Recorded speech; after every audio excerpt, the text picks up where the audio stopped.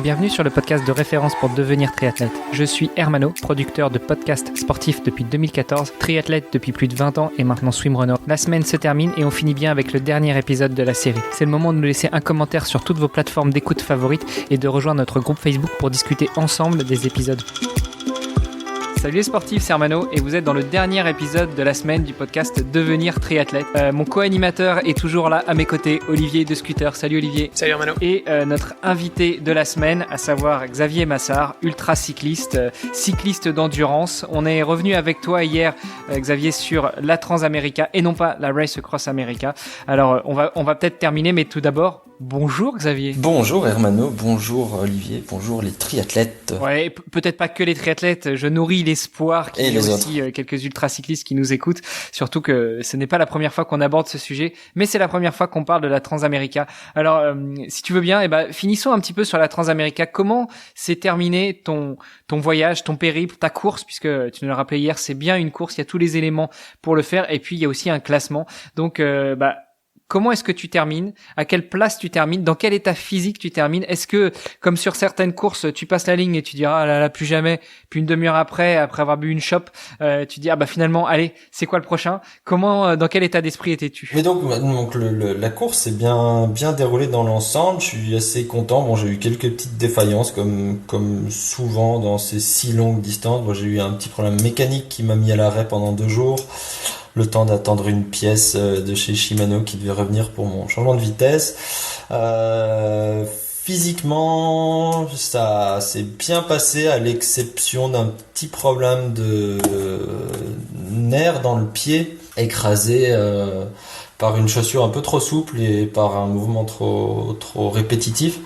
Donc j'avais pris le pas de partir avec des chaussures VTT assez confortable, un peu l'approche touring. Et puis en fait, c'est pas optimal pour ce genre d'approche de discipline, puisque tu pédales tellement qu'une chaussure souple et un point de compression un peu plus petit d'une pédale VTT, à force t'écrases les nerfs dans la plante du pied, et donc ça m'a mis 1 an avant de retrouver des sensations dans les orteils. Ah ouais, quand même. Et oui, quand même, après pas mal d'examens pour comprendre, se rendre compte que les nerfs ça se répare, mais ça prend du temps. Du coup oui, ça a été un point noir sur la conclusion finale. Après, quand tu passes la ligne d'arrivée, donc en l'occurrence, j'ai terminé la course après donc 26 jours, mais en avoir pédalé 24. C'est pas comme ta course normale où tu bois une chope et puis t'as débriefé. Non, là, ça met plusieurs semaines, plusieurs mois avant de mentalement de digérer tout ça. Mais par contre, ça reste très positif, même avec pas mal d'apprentissage. Ça c'est resté une super expérience, avec un classement plus qu'honorable pour une première sur du sillon. J'ai terminé dans les 30e, puisque mon arrêt de 2 jours m'a fait forcément quitter mon top 20, auquel je me suis accroché à 3 jours de l'arrivée, je pense, puisque j'ai vraiment été stoppé près de la fin, donc encore plus frustrant. Il me restait 1000 km, je pense, avant la fin, et quand j'étais il fallait les finir en mode triathlon, tu prends le vélo sur le dos puis tu finis en courant, non? J'ai repris forcément 2 jours, j'ai repris du poil de la bête, et puis parce que aussi t'as une fatigue mentale qui se met en place, et puis ouais, ça a été assez éprouvant mentalement. T'es fatigué, tu te demandes un peu ce que tu fais là à partir de 20 jours à faire 18 heures de vélo par jour, chercher où dormir, chercher quoi manger, etc. C'est fatigant, c'est éprouvant. Et donc quand tu fais 2 jours d'arrêt, tu repars à bloc, surtout quand tu fais 2 jours d'arrêt si près de la ligne, du but. Je suis reparti, j'ai fait derrière, il fallait que j'attrape un ferry pour traverser le Mississippi, qui est un peu aussi un point d'orgue de cette course. Et puis le ferry il opère que la journée, donc comme je suis sorti du magasin de vélo avec mon vélo réparé à 4 heures, j'ai fait je crois 200 bornes dans mes bars à 28 de moyenne, pour attraper mon ferry, pour pas devoir attendre encore quelques heures. J'en avais déjà assez attendu. Donc oui, positif,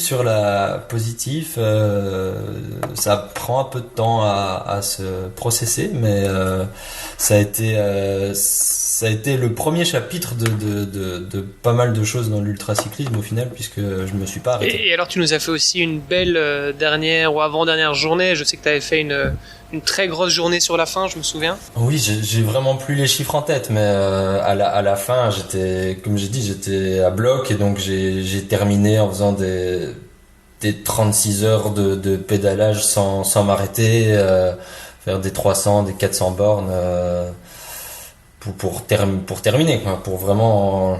Et j'ai quand même repris des gars sur cette dernière ligne droite. Donc oui, vraiment positif, même si le petit bémol physique avec le pied, la longueur de l'épreuve qui est quand même éprouvante. Par contre, permets-moi de te le dire, mais franchement, partir avec des pédales VTT, t'es complètement dingue.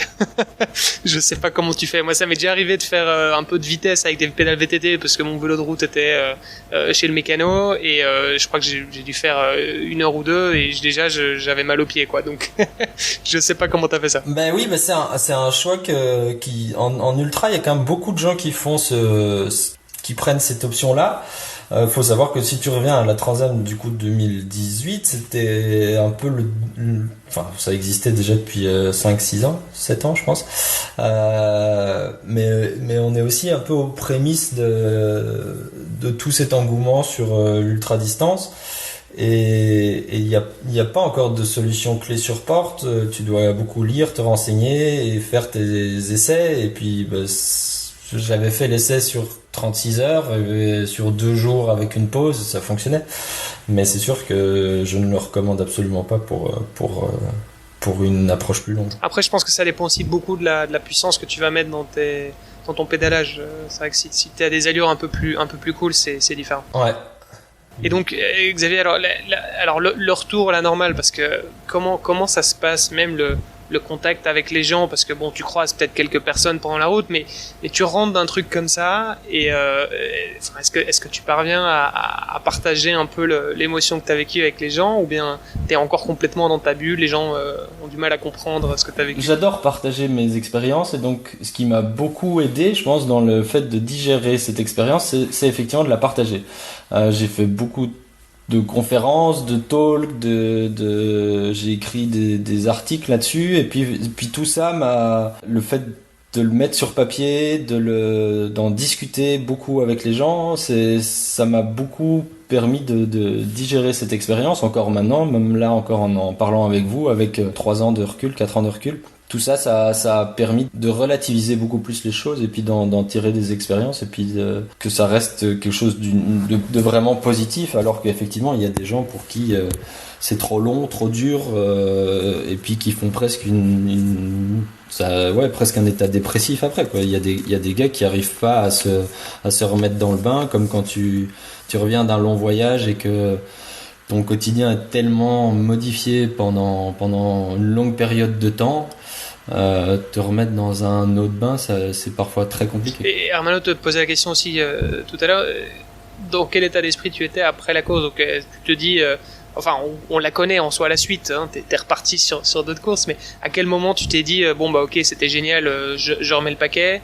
Est-ce que t'as dû attendre quand même un petit moment histoire de digérer ça là-bas? Ouais, j'ai pas touché mon vélo pendant bien un mois, je pense, derrière. Après le fait, comme je dis, de le digérer, tu t'en gardes un souvenir très positif et t'as envie de remettre ça, c'est sûr. Et du coup, continuer d'évoluer dans ce milieu de l'ultracyclisme, de l'aborder sous d'autres approches. J'ai fait d'autres courses, j'ai eu contact avec des organisations comme Biking Man, où j'ai du coup participé en 2019 à tout leur circuit, et en étant le seul belge classé, puis il fallait finir 9e de tout leur circuit, donc toutes des courses plus courtes de 700 à 1000 km un peu à travers le monde. Donc oui, une autre approche, te dire qu'il y a moyen de faire des choses plus courtes en retrouvant les mêmes sensations, parfois plus exacerbées parce que c'est encore plus condensé, donc t'es plus intense au niveau physique, et puis oui, ça va plus vite. C'est comme comparer un sprint ou tu te donnes pas les mêmes intensités sur un triathlon distance olympique ou sur un semi. Donc c'est des approches et des longueurs différentes. Mais oui, j'ai adoré ça, et puis j'ai adoré continuer à évoluer. C'est clair. Et puis quand tu dis t'as voulu évoluer, enfin continuer en tout cas, évoluer là-dedans, je pense que t'as aussi mis d'autres choses en place, même au niveau perso, au niveau professionnel. Enfin, t'as vraiment voulu en faire. C'est quelque chose qui a pris énormément de place dans ta vie aujourd'hui. Oui, tout à fait. Alors bon, là peut-être un petit peu moins avec le Covid et avec ma situation ici, mais c'est sûr que pendant 2 ans, presque 3 ans, ça a été mon quotidien et donc j'ai jonglé. C'est ce dont on parlait sur l'autre podcast d'Hermano. Jongler entre sponsoring, petit boulot à gauche à droite pour en survivre, beaucoup de déplacements à l'étranger pour aller faire des courses avec chaque fois une approche un peu marketing pour des marques ou pour des organisateurs de courses. Donc vraiment évoluer, essayer d'en faire un métier. Après, est-ce que c'est possible d'en faire un métier aujourd'hui? Est-ce qu'il y a des ultra-cyclistes professionnels qui ne vivent que de ça? Non, je pense pas. Non, il y en a beaucoup qui arrivent à en survivre comme moi, comme j'ai pu en survivre, mais tu peux pas en vivre parce que ça reste, à l'heure actuelle, ça reste un sport amateur, c'est pas suivi par des fédérations. Donc tu passes à côté de tout ce qui est subside de sportifs au niveau très dans les règles, si tu veux. Sur la partie haut niveau, quoi. À la limite, t'es sponsorisé par des partenaires privés, ouais. Mais tu passes à côté des subsides. Mais j'imaginais, je pensais très franco-français à Steven Le Yarrick, qui finalement en vit quand même. Ouais. Alors, il a d'autres activités autour, mais à la base, ces autres activités viennent de l'ultracyclisme. Il coach, il organise des manifestations, il fait des talks, etc. Ouais. Après, je dis non, tu peux pas en vivre parce que j'ai pas envie que les gens pensent que tu peux avoir quelque chose où tu as un contrat et puis tu as un salaire et puis tu en vis vraiment. Ouais, t'as pas d'athlète Red Bull dans l'ultracyclisme, quoi. T'as pas un mec qui vient, qui te file 200 000 pour vivre toute l'année et puis t'entraîner et puis aller sur les courses. Non, ça existe pas encore. Ça va sûrement arriver à un moment. Des gens et là c'est là où je dis en survivre comme Steven que je connais bien, c'est le montage de tout ce qu'ils font aussi à côté qui fait qu'ils en survivent et que cette passion est un quotidien et qu'effectivement comme Hermano le dit, c'est ta passion et ton quotidien et puis tu mets en place des coachings, des événements, etc. qui te permettent d'en survivre. Mais pour moi ça reste de la survie plutôt que de la vie. C'est des activités annexes, quoi. Comme tout le monde peut l'avoir en tête, quoi. Et voilà. Parce que du coup tu nous parles, c'est vrai que tu nous as parlé des Biking Man. Bon, il y a quand même une autre course avant qu'on clôture la semaine à laquelle tu as participé qui était quand même assez costaud aussi, c'était la TCR. Tu peux revenir là-dessus un petit peu? Ouais. Donc dans le milieu de l'ultracyclisme, il y a une course qui est quand même assez mythique, c'est la Transcontinentale. J'ai participé à la 7e édition en 2019, du coup, été 2019. La dernière qui a eu lieu, puisque la 8e en 2020 a été annulée. Et puis celle de cet été, je sais pas trop où ça en est, si ça aura lieu. Mais donc oui, la Transcontinentale, qui est une course à travers toute l'Europe, qui change de tracé tous les ans, Là, on quitte les traces fixes et on passe sur des points de contrôle. Les points de contrôle changent tous les ans aussi. Moi, quand j'ai fait la course, je suis parti de Bulgarie et je suis retourné jusqu'à Brest en France, à 4000 et des kilomètres, que du coup j'ai fait en 13 jours. Très belle expérience aussi, plus courte, mais plus intense, parce que c'est fou, hein, mais en un an déjà, et puis maintenant encore plus, le niveau dans ces courses a augmenté, quelque chose d'assez phénoménal. La Transam, par la distance de la course, c'était quand même assez niche dans le milieu de l'ultracyclisme, donc il n'y a pas beaucoup de monde qui peuvent se permettre de faire la Transam vu le temps que ça prend, etc.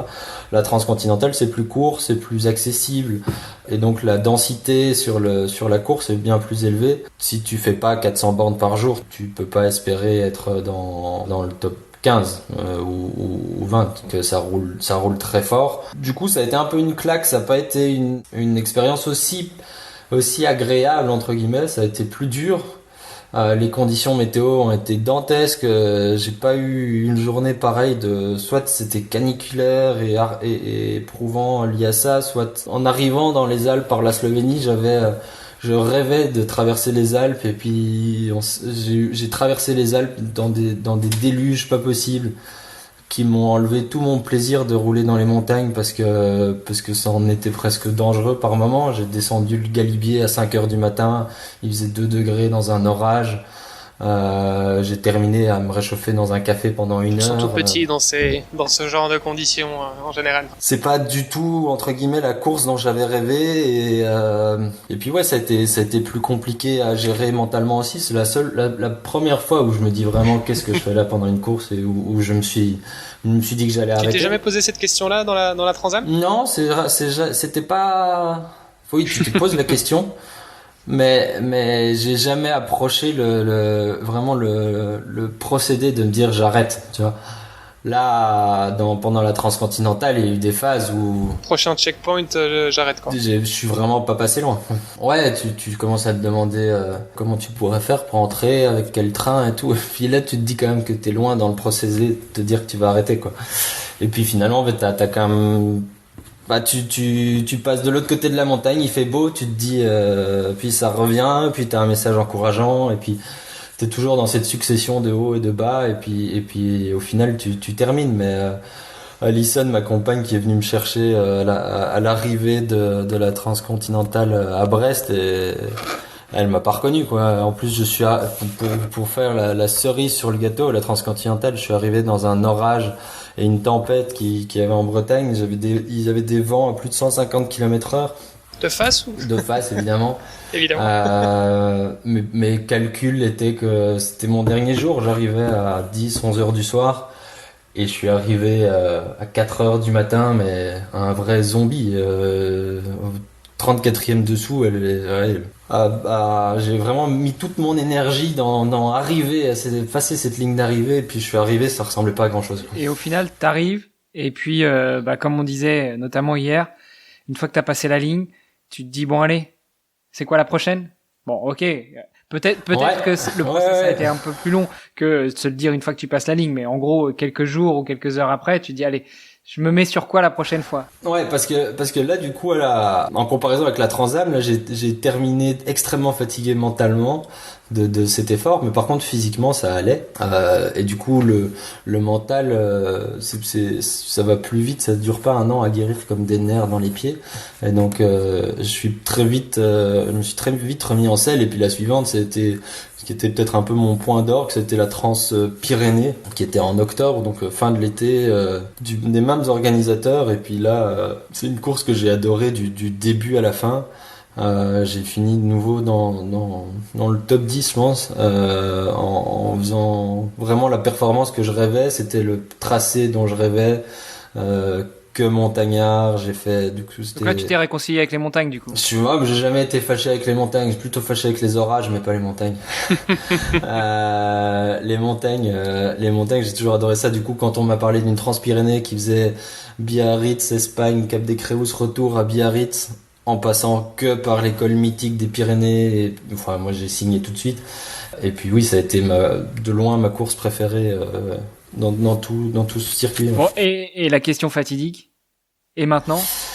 Et maintenant, hors Covid, ouais, parce ouais. que Covid c'est pareil, hein, on monte, on descend, on a des hauts, des bas, des vaccins, des masques, des tests, mais au niveau sport c'est plutôt pourri. Donc et maintenant, vers quoi tu t'orientes? J'ai eu pas mal de mauvaises expériences sur la route et donc de frayeurs avec des voitures. Forcément, quand tu passes 20 heures par jour sur ton vélo sur les routes avec le trafic, ça remet un peu tout ça en question. Ça. Ouais, t'as même pas besoin. Hein. Moi, pour la blague, mon épouse m'a demandé d'arrêter le vélo parce que je peux pas mettre les petits trous. Et ouais. Soit c'est des voitures, soit c'est une question d'équilibre. Pas pédaler. Ouais. Donc, t'as même pas besoin de passer 20 heures sur le vélo. Hein. Mais ça exacerbe ces problèmes, en tout cas quand tu passes beaucoup de temps sur le vélo. Et donc le gravel, c'est quelque chose que j'ai découvert dans ces courses-là, en fait, parce que toutes ces courses te font passer par du point A au point B. S'il y a pas de route, parfois ça passe aussi. Et donc toutes ces courses passent par des sections en gravel. La transcontinentale, pour monter en Andorre, on a fait un col de 20 km pas sur une route, donc sur des chemins 4x4, et tu passes là avec ton vélo de route. Et donc et tes chaussures de VTT. Ah non, ça c'était autre chose. Non, c'est fini tout ça maintenant. Du coup, Du coup, tu te dis peut-être j'aurais dû, mais t'as une autre approche en faisant ces courses d'ultra, t'as une autre approche de ce qu'est faire du vélo de route. Tu passes par d'autres endroits et donc le fait de quitter la route, ça c'est pas pour me déplaire. Donc le gravel me permet de faire ça puisque tu utilises la route, tu fais un peu de route, tu quittes la route et puis tu te retrouves pas dans le trafic, seul au monde, dans les montagnes aussi. Et donc c'est un milieu qui me correspond bien aussi, qui est pas mal axé aussi sur l'aventure et l'exploration, donc j'aime beaucoup. Les prochains défis seront plutôt orientés gravel avec la Further, qui est une course à laquelle je suis inscrit depuis 2 ans, mais qui est systématiquement annulée, postposée avec le Covid. Et donc cet été, dans les Pyrénées, je retourne dans les Pyrénées pour la Further, qui est une course à point de passage aussi, qui gravite autour d'un point où tu te débrouilles, tu fais comme tu veux, tu pousses ton vélo, tu passes en gravel, en route, c'est à toi de voir. Et puis il y a un circuit auquel j'étais inscrit aussi l'an dernier qui s'appelle Gravel Epic, qui est en train un peu de renaître de ses cendres, avec une première expérience qui est la Gravel Epic Suisse. Du coup ça me correspond bien vu que c'est à côté de chez moi, en septembre. Et puis pour le reste on verra un peu, mais l'agenda est pas fixe parce que les conditions actuelles sont pas vraiment propices à faire un agenda bien défini. Bon, alors 2 questions quand même. La première, on a parlé tout à l'heure de Steven Le Yari, ouais, qui, si je ne m'abuse, a aussi un circuit qui s'appelle le Gravelman. Est-ce que tu as quelques courses prévues avec lui? Alors on en a discuté et puis j'ai pas eu l'occasion le planning s'est jamais bien mis en place. Ce serait avec plaisir que j'irai faire ces courses. Il en a organisé une ici au Mont Blanc, c'est un week-end où je suis pas là. Il y avait dans le sud de la France, j'étais ailleurs. Enfin, on est resté en contact. C'est avec plaisir que j'irai faire ces courses, mais le planning est un peu plus compliqué parce que maintenant je retravaille à presque plein temps et que oui, ça complique les choses. Quand tu veux faire des choses, il faut planifier, prévoir, prendre des jours off et tout ça. Les joies de la vie. La vie active. Voilà, et on reboucle sur ce qu'on disait tout à l'heure et sur ce qu'on disait dans le podcast Dans les vestiaires, où justement, l'ultracyclisme, c'est un sport où tu prends beaucoup de plaisir, mais c'est long, ça demande beaucoup d'entraînement, ça demande, quand tu fais une Transam, voilà, tu l'as dit, une 30aine de jours, à peu près entre 20 et 30 jours. Donc c'est pas facile de prendre des congés pour partir tout à fait. S'amuser entre guillemets, avec beaucoup de guillemets. Et puis faut bien financer tout ça aussi, parce que les cyclistes, enfin les sportifs aiment bien bouffer des pâtes, mais 365 jours par an, 3 repas par jour, à moment, ça fatigue, quoi. Et donc je travaille dans un magasin de vélo pour le moment, et donc je dois jongler avec tout ça, mais c'est pas impossible, et donc forcément j'ai prévu des choses plus courtes qui me permettent de faire les deux. Des choses aussi comme on en discutait, la conquête des Ardennes, les 7 majeurs, tous ces circuits et traces ouvertes où le but c'est juste de faire le meilleur temps possible, mais un peu comme des courses en off pour les trail runners où le but c'est juste d'aller et de faire donner le meilleur de toi. Et après il y a toujours un aspect de temps et tu peux te comparer aux autres et puis voir ça fait un peu compétition quand même, mais ça te donne la flexibilité de t'organiser un peu à tes guises. Donc ça c'est vraiment intéressant pour les conditions actuelles. Bon, moi si tu veux j'aurais un truc à te proposer, mai 2022, donc l'année prochaine, je me prépare à traverser la France en swimrun, donc natation et course à pied. Après, si tu veux, une fois que j'aurai fait la trace, ça s'appellera Agrippa 2022, une fois que j'aurai fait la trace, si tu veux, tu pourras la faire en vélo, mais cette fois-ci pas en un mois, t'auras 1800 bornes, t'auras 3 jours. Eh bien écoute, avec plaisir. Faudra juste trouver une solution pour les parties natation du coup, mais Non mais la natation on évitera, là, tu pourras éviter la natation avec le vélo. Je ferai les tours de lac. Quand même une deuxième petite question par rapport au gravel, et je pense que Olivier, il faudra qu'on se fasse un petit épisode là-dessus. On en parle de plus en plus, mais finalement, qu'est-ce que c'est le gravel? Est-ce que c'est un peu le VTC dont on parlait il y a quelques dizaines d'années, ou c'est vraiment un mix entre du VTT, du vélo de route, du vélo de course, du vélo de cyclo? C'est quoi comment reprendre ça? On en parle effectivement de plus en plus, pas pour rien. Je pense il y a si vous avez l'occasion d'aller écouter un podcast d'Alain Rumpf qui est un Suisse qui parle de pas mal de ça dans le podcast Podzol. Je fais un peu de pub pour lui, mais bon, il avait une vision très éclairée des choses. Quand on faisait beaucoup de routes avant, il y avait moins de voitures sur les routes. Il y a de plus en plus de voitures sur les routes, et du coup c'est de plus en plus compliqué d'avoir une cohabitation agréable avec les cyclistes. Et en parallèle à ça, tu as un développement technique des vélos qui te permet d'avoir un vélo de route de course compétitif, mais qui va te permettre de passer sur autre chose que de la route. La plus grosse évolution, ça a été les freins à disque il y a quelques années. Ça t'a permis de passer des pneus un peu plus larges, puis un peu plus larges. Les cadres de vélo ont un peu évolué pour passer des pneus encore plus larges, et ainsi de suite. Et puis du coup, tout ça a évolué vers des vélos qui permettent d'avoir une approche compétitive et sportive, comme on l'avait sur le vélo de route, mais en quittant les routes traditionnelles. Ça va de la vieille route du col italien un peu défoncé où tu passais en 23, tu passais, mais c'était pas agréable. Et puis maintenant, avec du 28, du 30, du 35 mm en section de pneus, c'est de plus en plus confortable et agréable. Et puis du coup, au lieu de passer une fois une petite section sur cette route défoncée, tu passes sur une autre, et puis sur une qui est un peu plus défoncée, et puis t'as la même approche de te balader à vélo, mais sur un terrain un peu différent. Donc c'est pas du VTT, c'est pas du vélo de route, c'est un peu un intermédiaire entre les deux, mais ça te permet d'avoir pour moi des sensations proches de ce qu'on fait en vélo de course, mais en quittant les routes traditionnelles, et puis en explorant plus, et en allant à des endroits où il y a moins de voitures. Ouais. Puis je pense qu'il y a aussi un phénomène de mode au niveau vélo loisir pour le grand public, qui a pas forcément envie non plus d'investir dans 3 vélos systématiquement, et donc le vélo gravel, finalement ça passe un peu partout. On peut aller au boulot avec, on peut aller faire la sortie du dimanche, on peut suivre des amis en VTT, mais aussi faire la route. Donc je pense que ça doit expliquer aussi notamment l'engouement pour le gravel. C'est sûr que après le marché du vélo cherche aussi sa place là-dedans, et cette approche gravel prend différentes direction, et puis voilà, mais c'est quelque chose de très intéressant pour le moment. Bon messieurs, on a explosé les scores, on a fait un épisode qui en valait 3 normalement